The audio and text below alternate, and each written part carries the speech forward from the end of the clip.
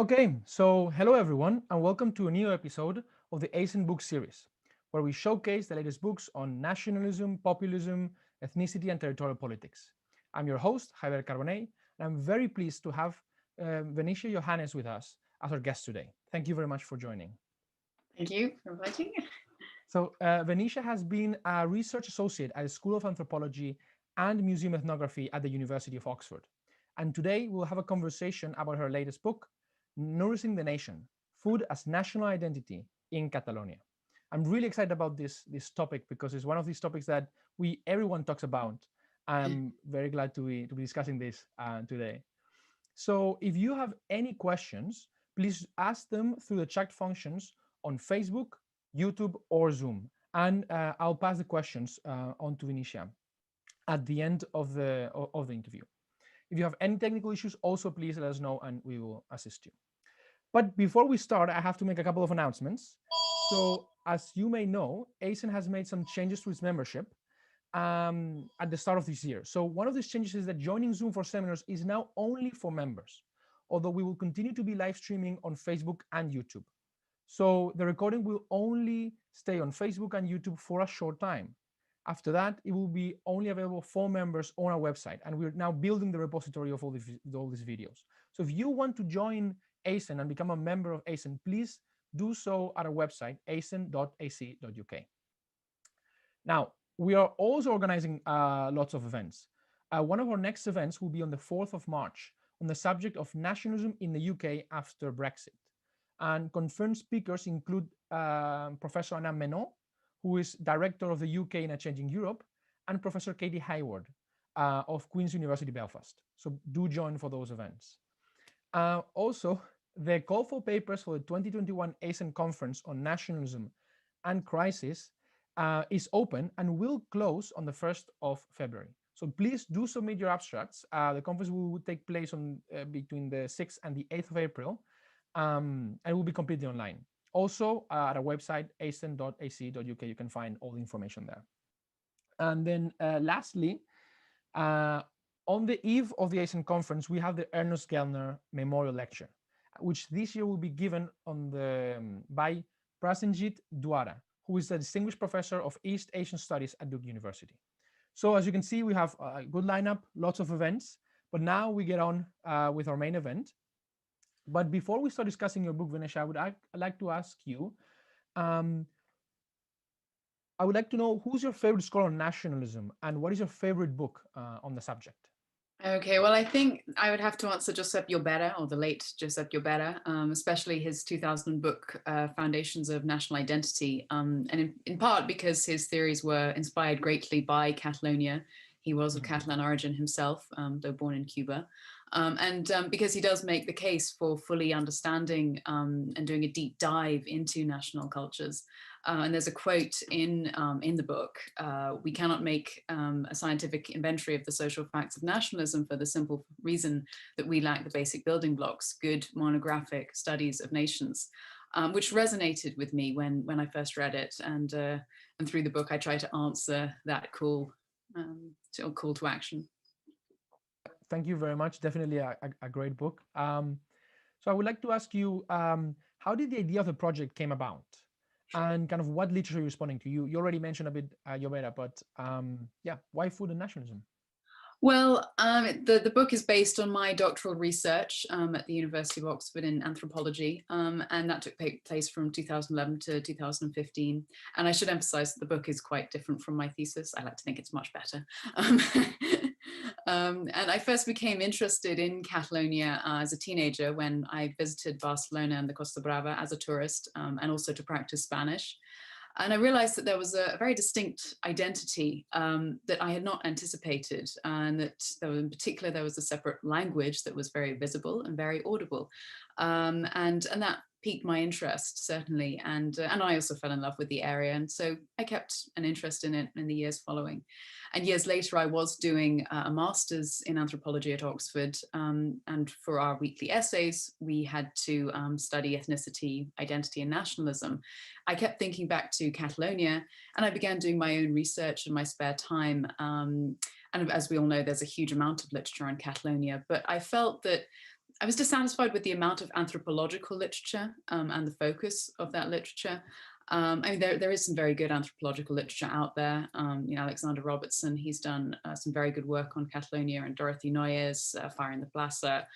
I still wanted to contribute more to that. And from there, the idea of a doctoral project developed, and the rest is history.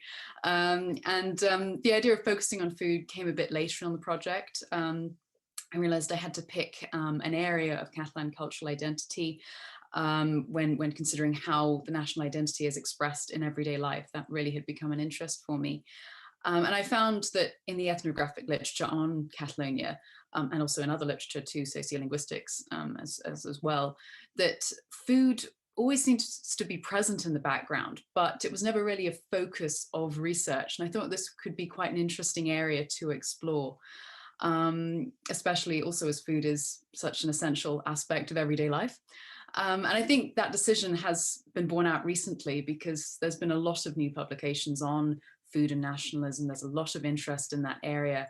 I think that's related also to a move in our desire to understand the everyday experience of nationalism, to why it is so powerful, and the relationship between culture and nationalism. I mean, I couldn't agree more with the idea that there's more research, anthropological research needed on Catalonia, and particularly the topic of food.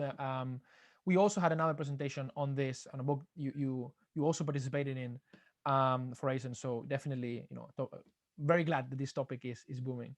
Okay, so now on to the book. So what is your main argument, or more than an argument? What is the main points that you discovered about the relationship between food and national identity in Catalonia during your field work? Okay, well, I think there are several arguments that I make. So on a general level, I think it's important to understand nationalisms, we need to understand how they're lived and experienced on an everyday basis if we're to understand their continued power today. And moving on from that, I think food is a very useful tool for that process. I'm not saying it's the only tool by any means, but it's such a multifaceted object of study and also of life that it connects with so many elements.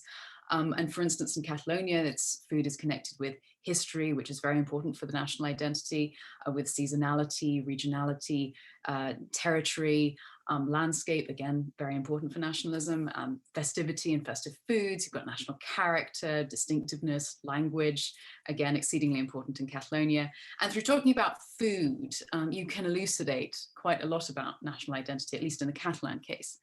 And also discussions, and my third point is that discussions often happen around food, and frequently about food, but around food. And this is important for another really important point for me, which is that it's a way of showing national knowledge to talk about food and about other elements of national culture. And it's a way of performing national identity. And it's not unlike, Bourdieu, the idea of distinction of showing cultural capital. And I talk a bit about this in the conclusion of my book. And it's also related to that, I think, is that this process and these discussions, they're really important for the continued reaffirmation, regeneration, and development of Catalan cultural identity. And I think actually this is not only in Catalonia, but elsewhere too, and that it's continually remade in the minds of informants through discussions and through arguments as well, through disagreements even about what it is. Because in order to have that disagreement, you have to agree that something exists. You have to agree that Catalan food as a concept exists. You might disagree about what exactly it entails, what exactly is involved, how you should make a particular recipe or a national dish, but still you agree that it is there. And I think my final point, it's not really an argument, but I'm also trying to make a record. So going back to the point of Josep Llovera, I'm trying to create those building blocks, a detailed study, a monographic study of a nationalism at a particular moment in time. And I think a very interesting moment in time, you can also agree, considering recent events. And say if in 100 years someone wants to learn about Catalan national identity and they take up my book, then I will be very pleased and my job will have been well done, I think.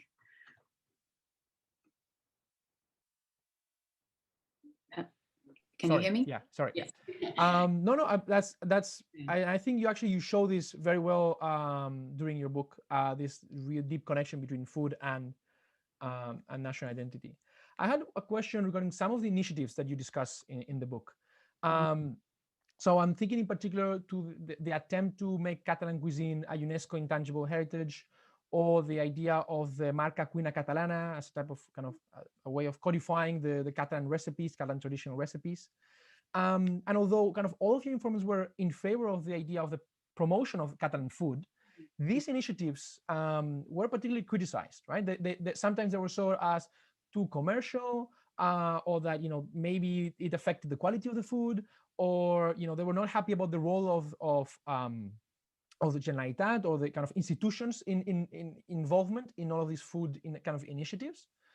And so I was wondering if, you know, this pointed to a particular conception of food where there's a limit to the commercialization and the politicization among food, maybe among your informants, and, you know, maybe there is, maybe there isn't. So I was wondering, right, at some point it seems that the connection between Catalan identity and food is very clear, but when these Catalan identities, you know, used in very explicit political manners, because of course identity and politics are always related, but when it's explicit or it crosses kind of a certain threshold, you know, your informants were not too happy about this.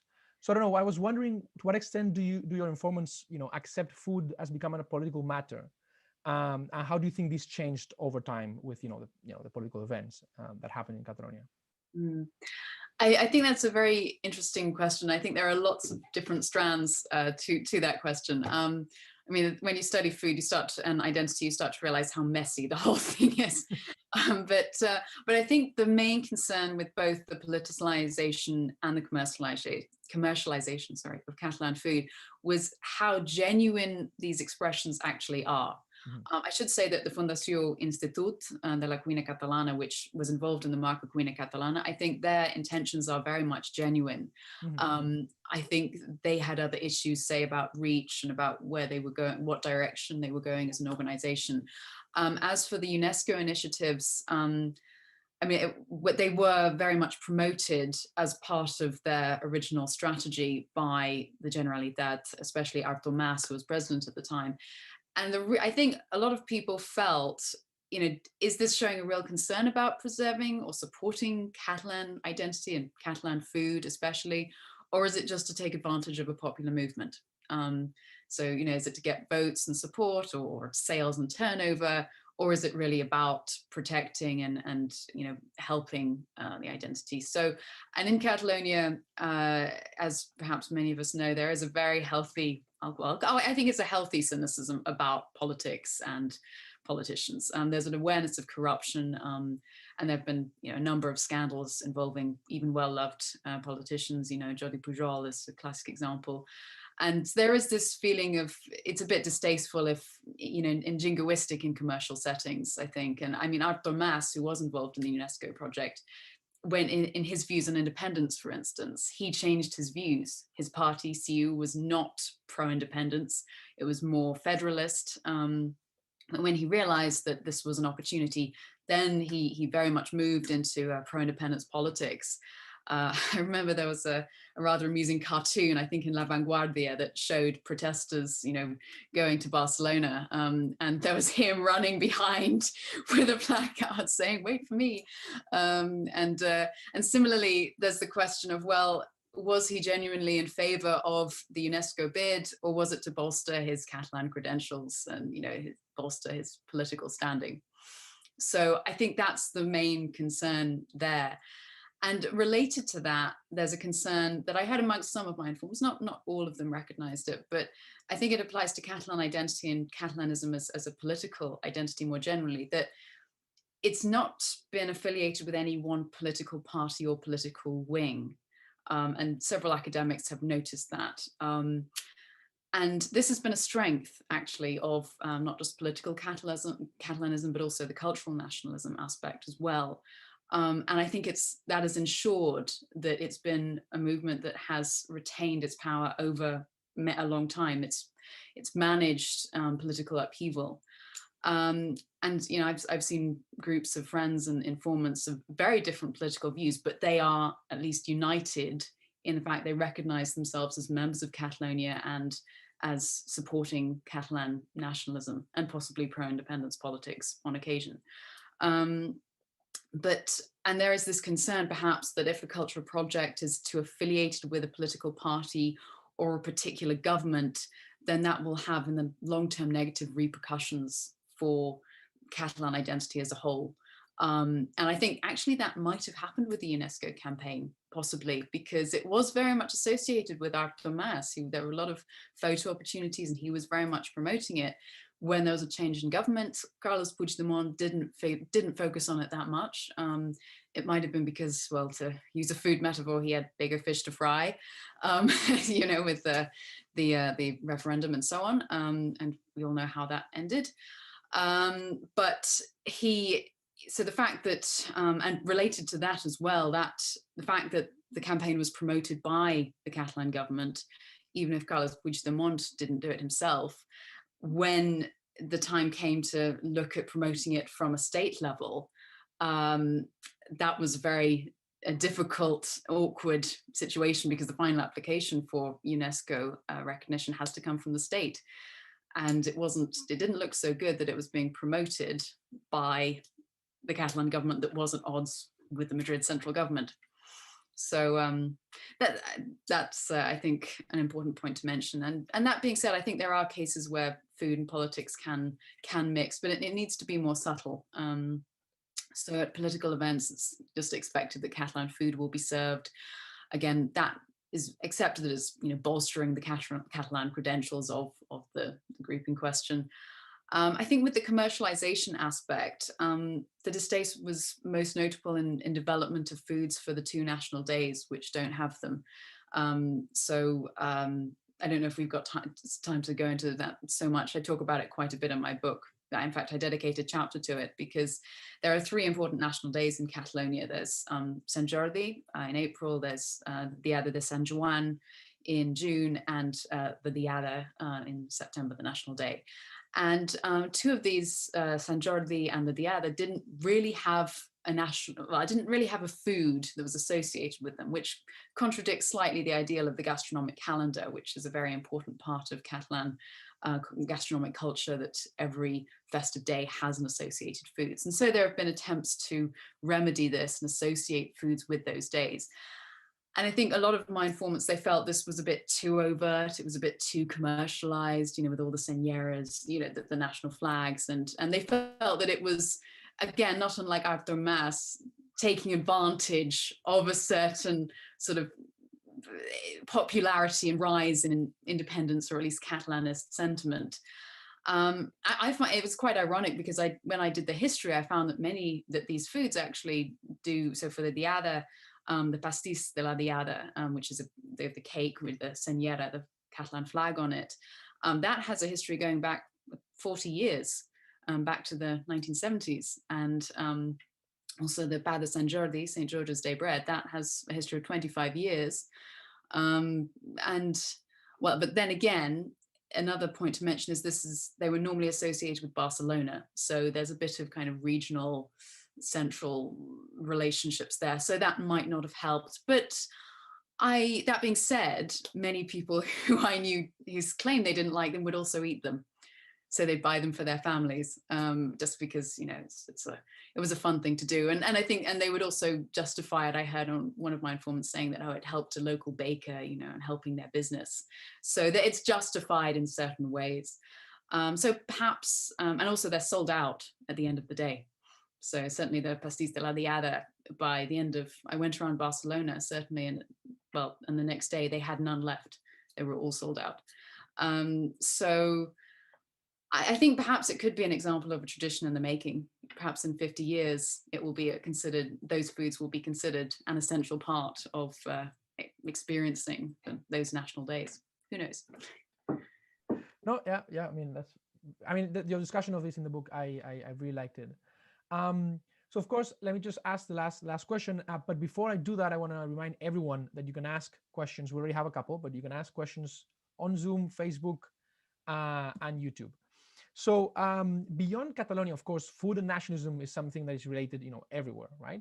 For example, in particular, I was interested by one of the strategies that, your informants were using to reinforce the Catalanness of certain dishes that are eaten widely outside of Catalonia. I was thinking, for example, of alioli or pam tomaquet, for example, so bread with tomato in English. So one of they have different strategies, but one of these was saying, well, yeah, this is eaten everywhere else, but in Catalonia is better. This is the real one, the genuine, the most taste, the one that has a better taste, right? I'm thinking that this also happens with pizza and Italians, and I'm from Valencia. This definitely happens with paella and Valencians. So I was wondering, with what you found out, and what you learned from the case of Catalonia, how comparable it is to other cases, and other regions that may have this relationship between food and national identity.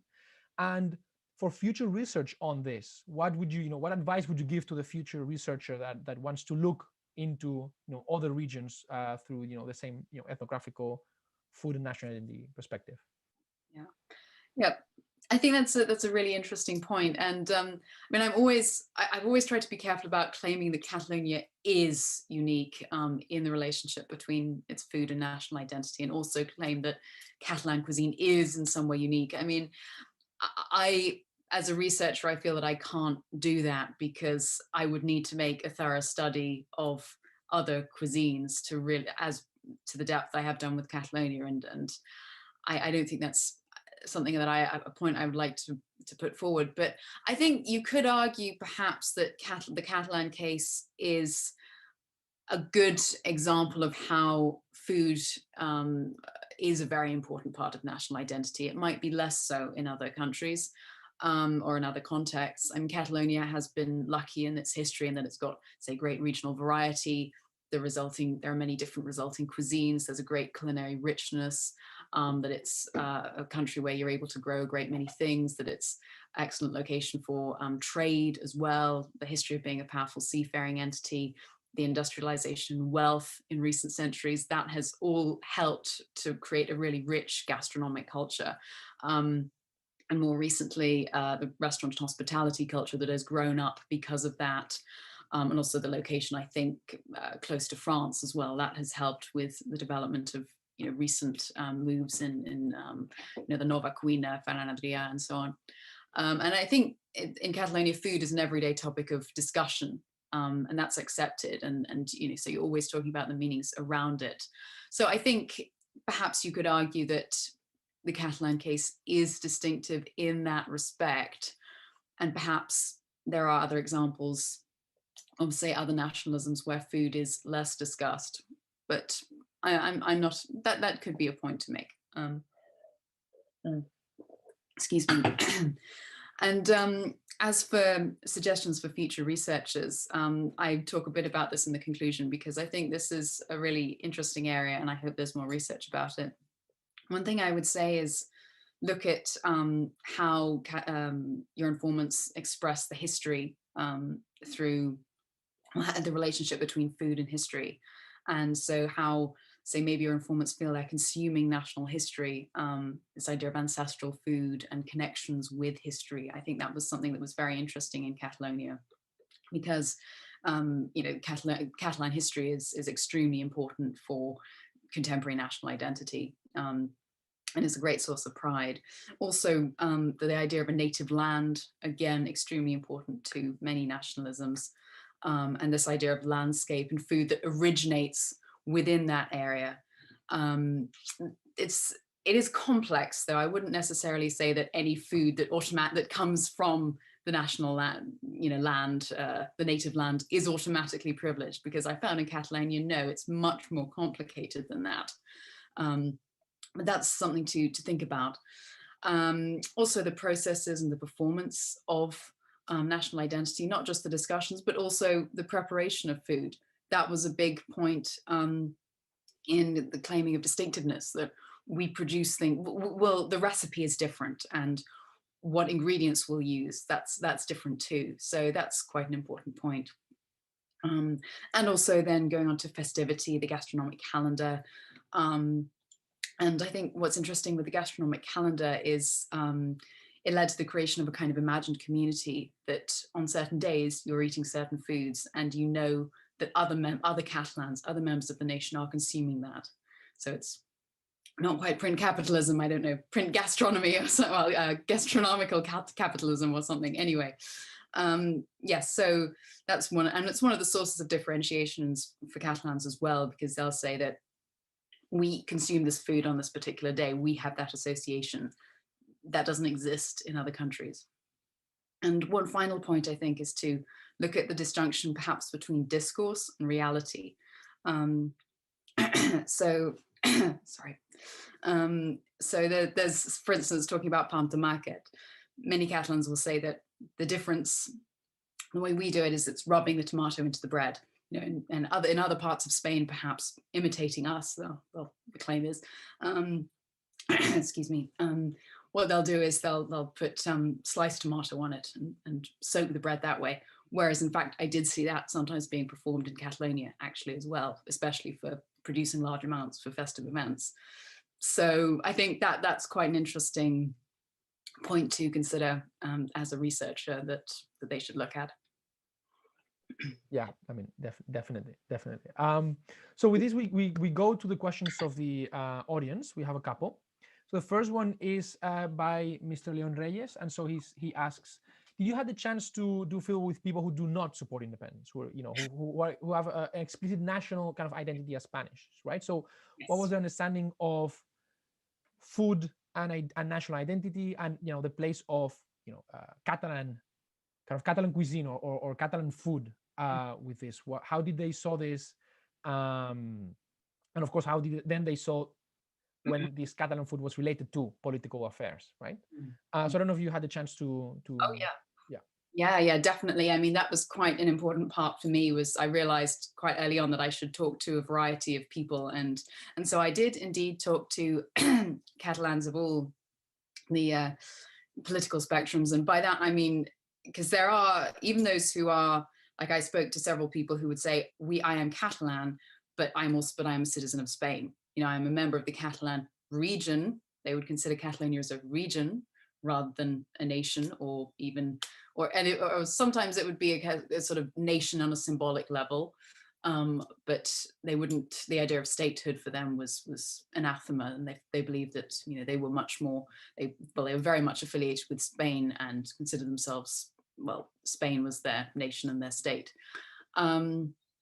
So, but I mean, it could sometimes be quite complex trying to have them explain precisely their relationship with Catalonia. And in terms of food, I mean, generally they might eat similar things, but the way they talked about them was quite different. So I had lunch one time with a family that they had a holiday home in Catalonia, and they lived in Barcelona. Well, sorry, a holiday home in Osona, which is where I was based, and they lived in Barcelona, but the family originally had been from Spain. And they were eating mostly the sort of things I would expect, but they would be emphasizing things like, oh, the botifara, this is the sort of thing that they also eat in Madrid. They would be emphasizing the similarities with different parts of Spain, and they'd be saying, oh well, the Penedès, it's inspired by by the Rioja, for instance, and you know, certain things like that. They would emphasize that relationship, and they would.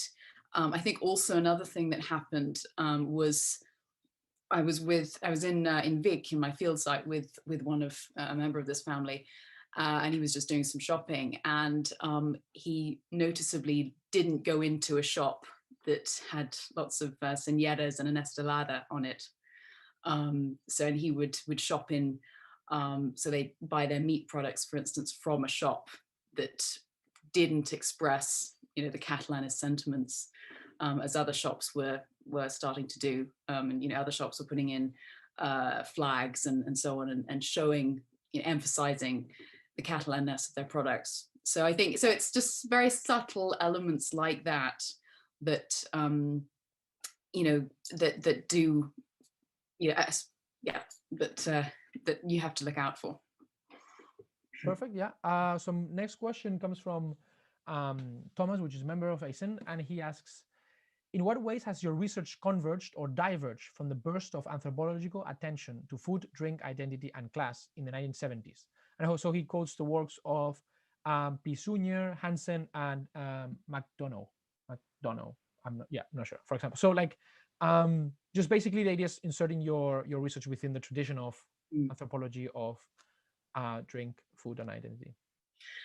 Yeah, I mean, Pisunier, Hansen, and McDonough. Hansen, I think I was not entirely happy with some of his work, but Pisunier and McDonough, I think their work has been very useful, and that has been part of my literature review. I think I didn't want to talk too much about class in my book, just because I didn't quite see such a great connection between, say, the food and national identity aspect. I think there are some connections between, say, food and class, and perhaps food and class and national identity, perhaps.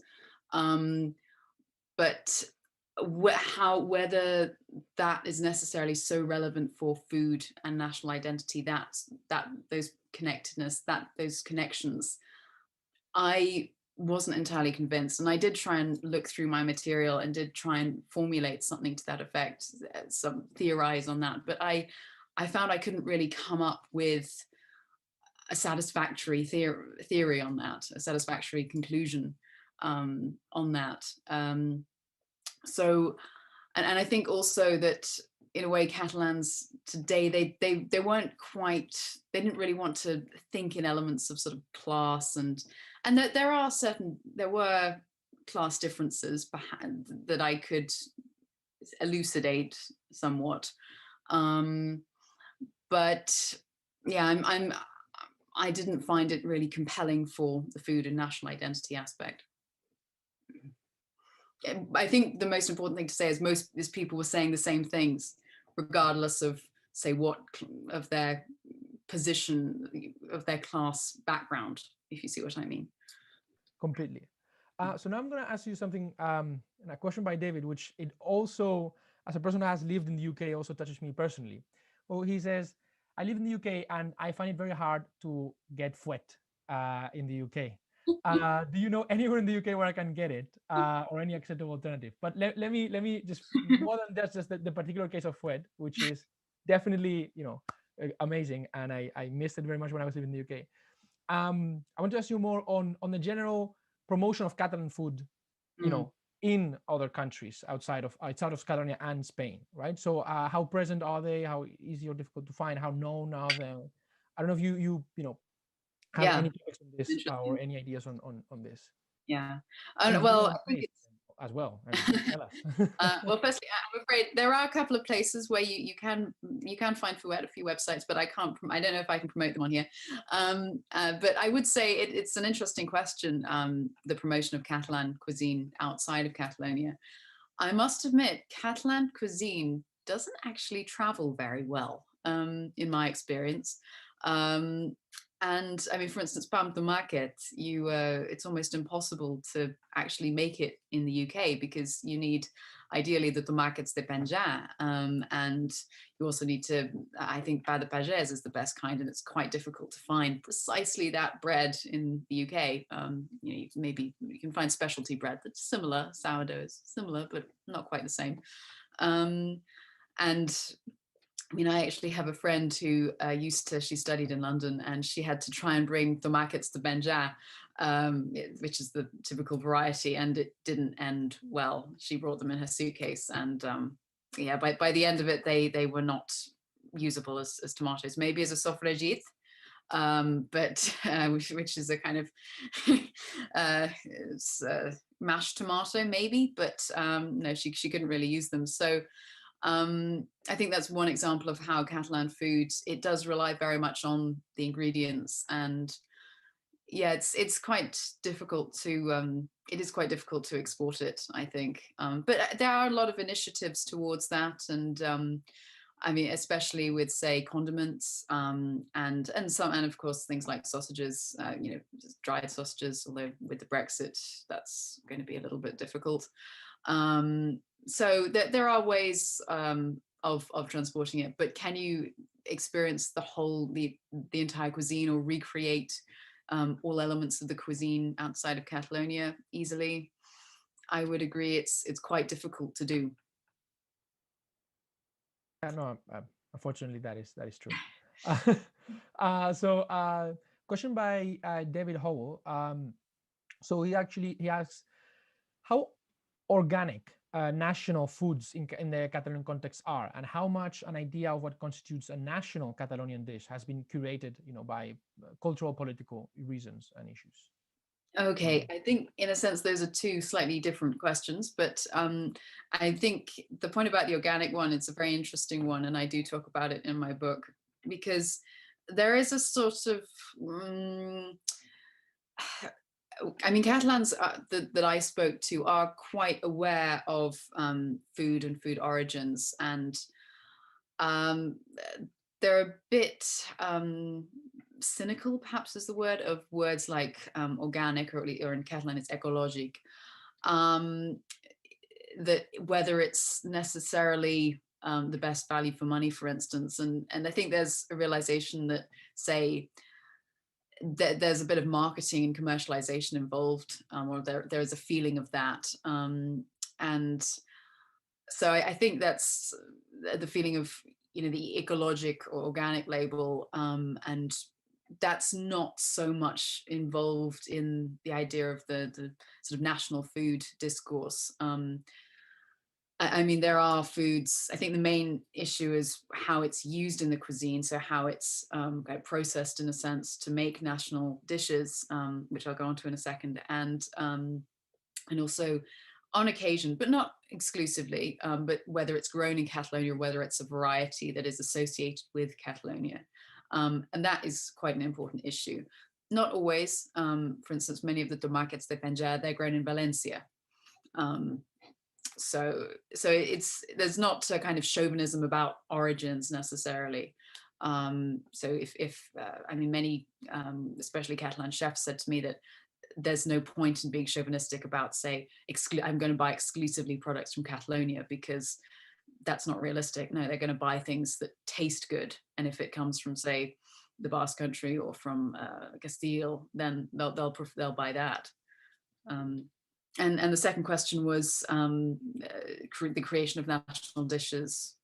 Could you just repeat the question? Yeah. So the how much an idea of what constitutes national Catalonian dish has been curated by kind of political or cultural.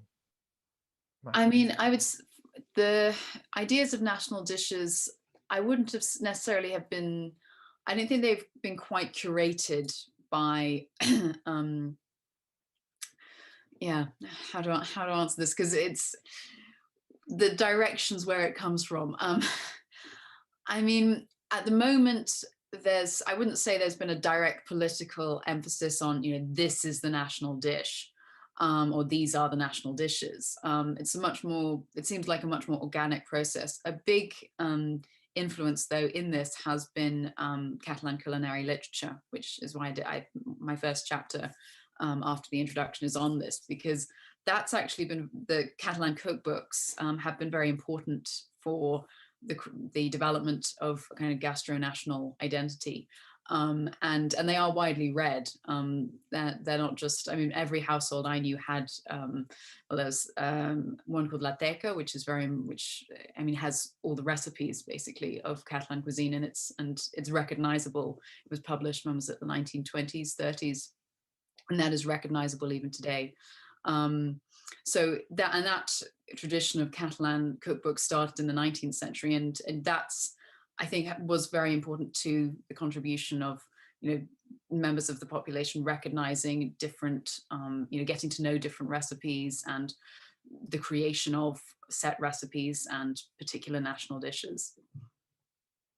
Yeah, thank you. So Kerry Lesh asks if you think that the popularity of the gastronomy and tourism has changed the culture of Catalan gastronomy kind of from the outside in. Yeah, so what's the role of tourism? Yeah, definitely. Good question. I think that's a really interesting question, and I mean, it's a topic I did consider studying for a possible postdoc, actually. The relationship between tourism, food, and national identity as well, and how that all mixes in. I think I haven't really seen evidence of, say, tourists influence. Well, let me think about it for a minute, actually. Because you could argue, because one thing that has become quite popular, and I do again talk about it in the book, is tapas. And tapas is not really a Catalan thing, and quite a few Catalans emphasize to me that this is not our food, but it is popular, and especially patatas bravas. I've never come across, none of my informants ever said they disliked it, and quite a few of them really like patatas bravas a lot. But there was this recognition that it's not really a Catalan thing. So I mean, it's possible. I don't know enough about the history of tapas in Catalonia and its development to say whether the tapas, the popularity of tapas developed as a response to tourist demand, and then Catalans, well, ate that food as well. There could be an argument to that. I don't know. I think it would be really interesting to study that. And again, there's also pinchos as well, which is a kind of Basque tapas, which is with the cocktail sticks. And some people would say, well, we would they wouldn't call it tapas, they'd call it pinchos because it was Basque, and so that was more acceptable. And I think you could argue that with the tapas point, that perhaps in reaction to the tourist demand, Catalans have started, so the tourist demand for tapas, Catalans also consumed tapas, and it became much more a part of their diet. But it's still recognized as not being part of Catalan culinary sort of culture, gastronational identity. I would like to ask a question by Zeren Sengul, and so her question is more methodological. So she asks if you have actually researched food as an anthropological product. So was it an anthropology and ethnography of food, or more probably, I don't know how would we distinguish between a food. She asks another question, which is, and would you have more general suggestions on doing anthropological research on everyday products of nationalism? So maybe not just about food. So I guess the first question is, you research food in itself to a point, and then how to research other elements that is not food related to everyday nationalism. So I think what sorry, who is it who asked the question? Zeren Sengul. So, okay, I think in response to that question, if researching food and doing an anthropological research of food might mean, say, finding out, doing kind of an ethnography of food in the sense of asking what people are eating, and doing surveys of food consumption and that kind of thing, and looking at diet and how and yeah. So that's not something that I was doing, in a sense, because I was more interested in what people were saying about food. And I think if I'd have focused, I mean, I did consider doing, say, a survey of food habits, but I realized that wouldn't really get it wouldn't provide me with the information that I was looking for. What I do know is in practice, many Catalans, that they do eat certain things that, of course, shared throughout the rest of the Iberian Peninsula and so on. So, and in actual everyday dietary habits, you could make the argument, well, that it's not that distinctive. But again, it's going back to the discourse surrounding the food. That can be very different. And that emphasizes differences and I think makes it Catalan.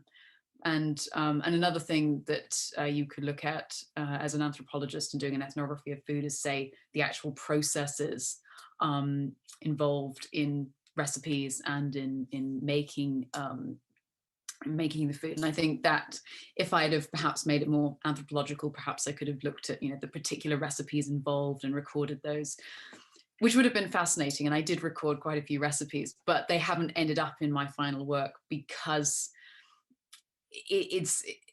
I need to be selective in what I include. I need to be selective in what data I include. And it was more useful to say the particular recipe or the process involved was regarded as distinctive than necessarily going through exactly how it was distinctive.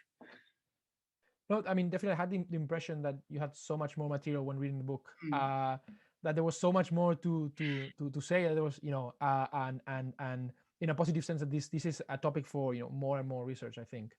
And yeah. Was there a second part of the question as well? Just looking at the other products of nationalism. Yeah, sorry, apologies. Yeah.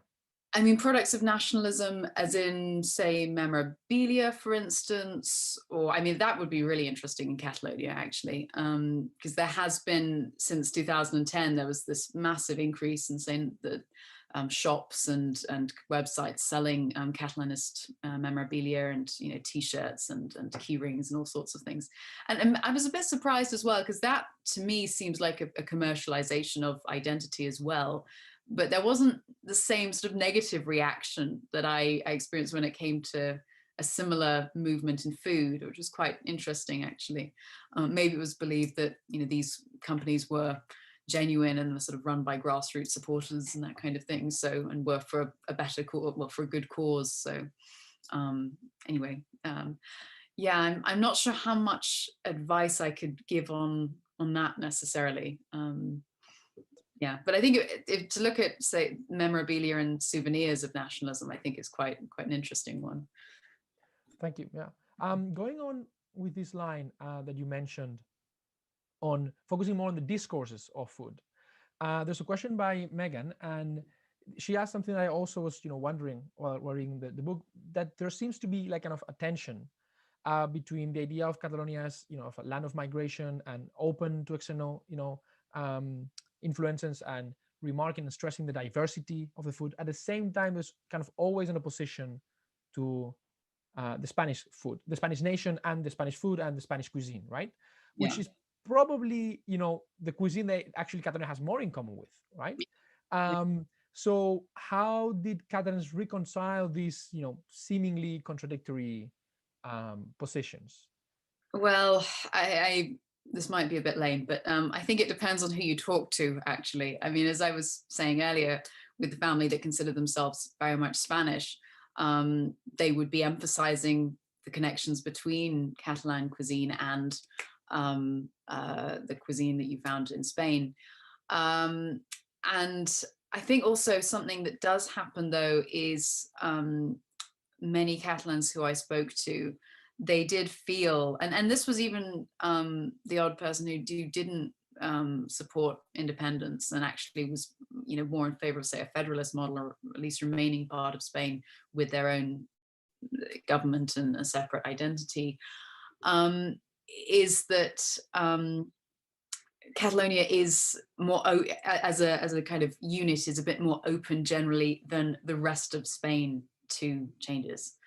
So even though there is that connection, there's a difference in attitude and a difference in kind of way of looking at the world. So I'm not sure if that quite answers the question. If I think, yeah, but I agree that's an interesting point, that this openness to different ideas and openness to change, and then except when it comes from the Southwest. Yeah, I mean, I think that's it's a fair point. Thank you. With that, I'm going to ask you the last question, which is by Mr. Barley, and he says, "Thanks for the event. I was just wondering if there's anything that surprised you in particular in your exploration of the link between food and identity in Catalonia. So was there anything particularly, surprising or that you didn't expect?" Yeah, actually, the final kind of ethnographic chapter, I touched briefly on it in this presentation, was where I talk about the development of new foods for the national days. And I mean, one thing actually that drew me to the subject was when I went, I saw pictures in books of the Pastis de San Jordi, of cakes with the national flag on it, and I saw all those when I went. I did a sort of short fieldwork trip to St. George's Day in, when was it, 2011, just before I began, 2012, that was it. I began my formal study, my formal ethnography in June 2012, but I did a quick visit in April. And again, I saw all of these cakes with the national flag on. Some of them had the estelada, the pro-independence flag. And I thought, oh, this must be so significant, you know. And I'd take pictures of them. And then I began asking my informants about them and getting this reaction of, oh, they're very commercialized. And we don't particularly like them. They're not really traditional, you know, they're not, you know, they're just taking advantage. They're for money, they're marketing. That's what they were called. And that did surprise me, actually, because I had seen the national flag is, you know, the señera is a very important symbol. And it's, I mean, it was even talked about in the BBC news in a brief feature that how the señera and the estelada, that has just appeared all over Catalonia and especially in Barcelona. And I was just surprised that something which had the national flag on it and emblazoned so clearly with it, that was still seen, that was treated with disdain. And I think it interested me because it explored some of the contradictions and some of the kind of the interesting thoughts and ideas related to national foods and ideas behind it. And that's why I focused on that and unpacked it a bit, because I think it is a really, it was something that did surprise me, certainly. And also the fact that there's not a kind of, the point about the organic food as well, and the idea of food grown in Catalonia, and there wasn't a sort of chauvinistic attitude. It would be very simple to have a chauvinistic attitude of, oh, everything grown in Catalonia is better and we only like to use Catalan produce. No, it's much more complicated than that. So yeah, that surprised me a bit as well.